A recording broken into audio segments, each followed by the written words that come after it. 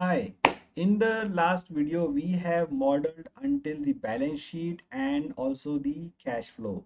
Now in this video, we are going to model the balance sheet. So the balance sheet, what would you say? So balance sheet, you don't need to model by month because that's not really gonna make it effective. So the balance sheet we can model for year one and year two and then year three and then year four, right? So and then year five. So in the balance sheet, if you know, you already know the columns are, so the rows are fixed assets minus less depreciation net block. Then you have your current assets and you have your cash balance, right? And then you have your total assets. So the total will be the net block plus all the assets, and then that will be the formula. So we are just building up the model so that we can fill it up later. Is not that very complicated. The beautification we will do once we have finished everything so that it's easier for us. Then you have your current liabilities usually in the balance sheet, and you have your loans, and you have your capital investment, and you have your profits, right? Profit for the year. So this is how your balance sheet is going to look like really. So let's now calculate these numbers. Easy. So the fixed assets, as we have seen our investment already, so you need to link it back to the year one. How much total investment we have done? Oh, the total, so we can calculate issues.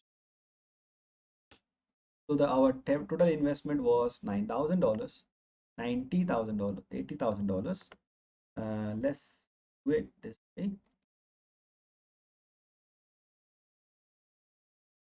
So that we actually a little bit nice. Now we have done the fixed asset. Now what is the depreciation? So we have seen the depreciation in our income statement as well. We can use that. So year one depreciation was here. This is the depreciation for the year one. Depreciation is 9,600, and copy this. Then we can copy this as well. Now you get the net block. Oh, sorry. This is the additional investment actually. So the total investment is going to be the year one plus new investments. Then you have this gross block minus the balance sheet. You got numbers. Current assets. Now current assets, we have as I said in the previous video, we have assumed everything is sold cash, but that's not, that may not be the reality. Some members may not pay. You may have to do some loyalty program. You may have to sell.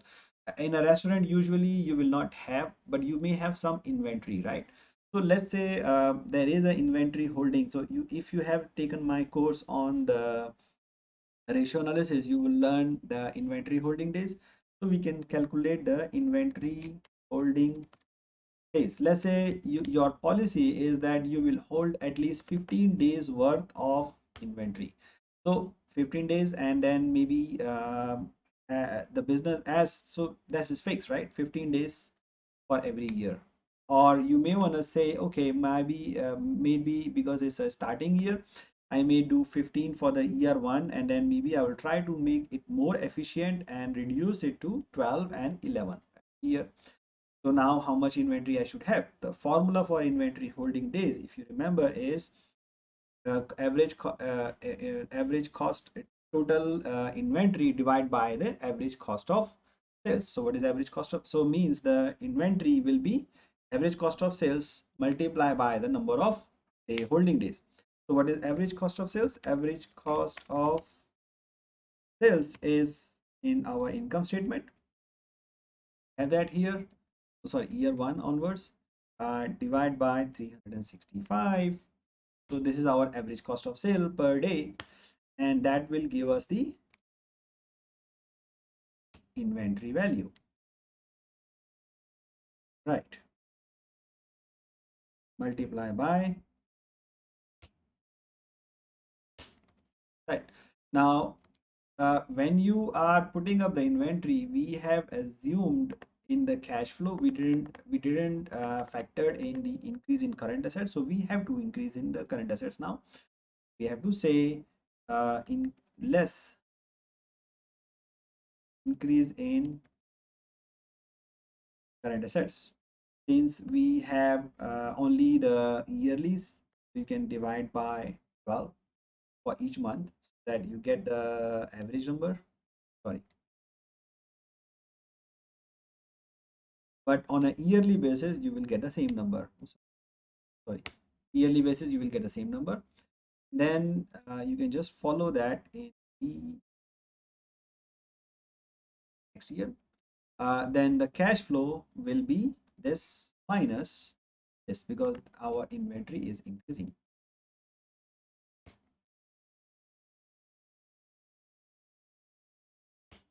That's our cash flow is going to be.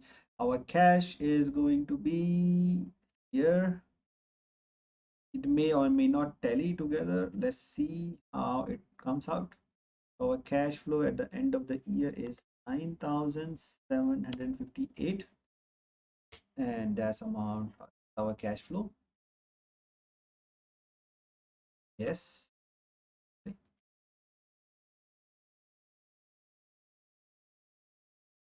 right. And then you normally will have current assets means your inventory basically. So that's your balance sheet. Now the current liabilities means you may not be able to pay your supplier. So again, the cost of sales means how many inventory days you are paying. Let's say you are getting a 30-day credit. So means the credit is 30 days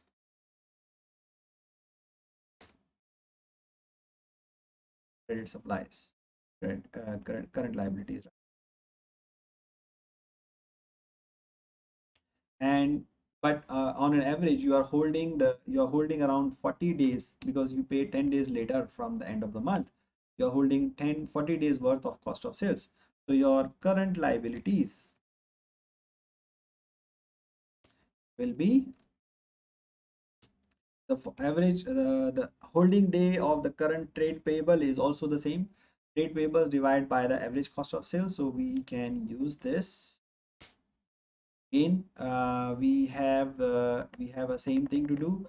We need to adjust our cash flow model here again because we decrease increase minus, so it will be actually a minus. So we can use this here so that we don't have formula again. Increase in working capital liabilities. Usually, you can always also do by taking a net working capital. We are not using that here for the time being. Then we follow the same formula.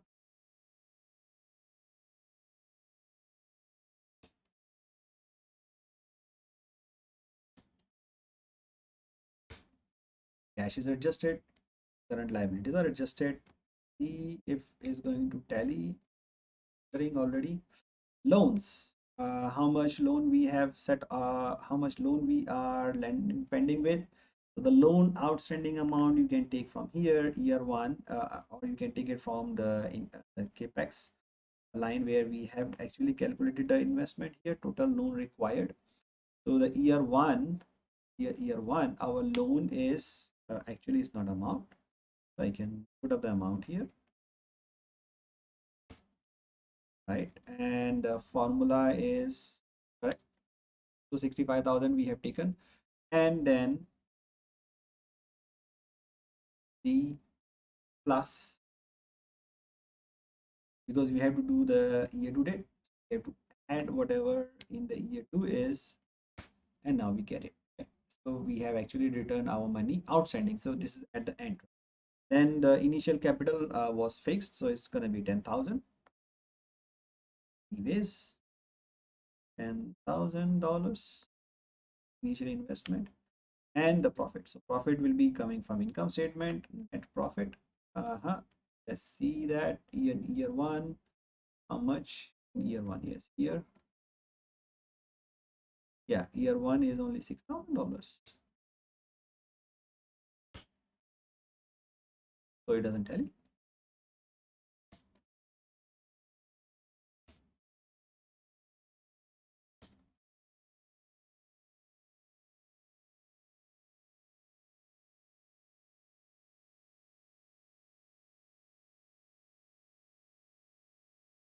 Wrong.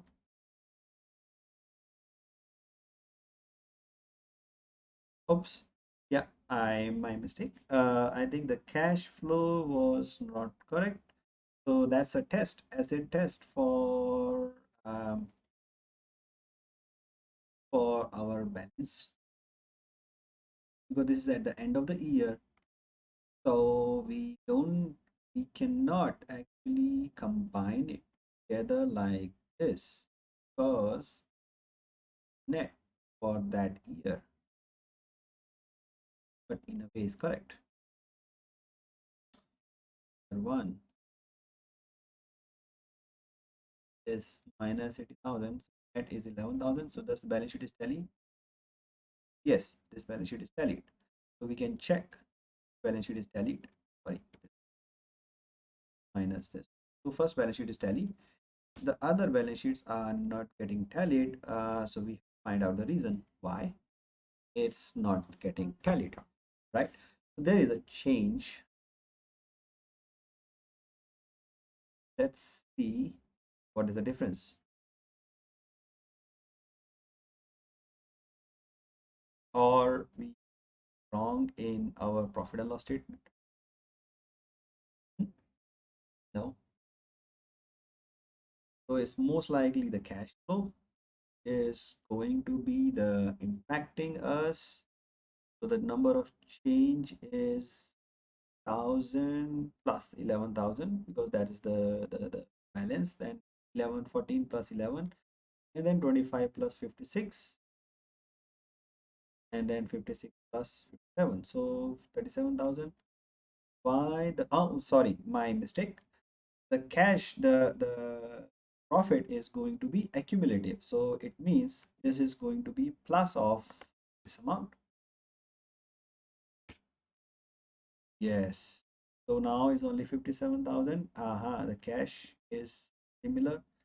Let's see if they're doing still the same mistake or not.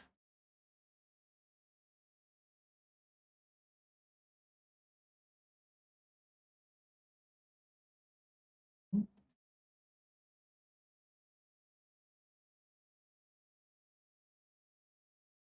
there seems to be similar mistake here, because the depreciation is also only for 1 year, so it will be accumulative. So the net value is going to be different, and the current liabilities are also should be only the change. Let's see how we are going to fix it. So we have to fix it. Let me show you in the next video once I have fixed, and I will tell you the mistake.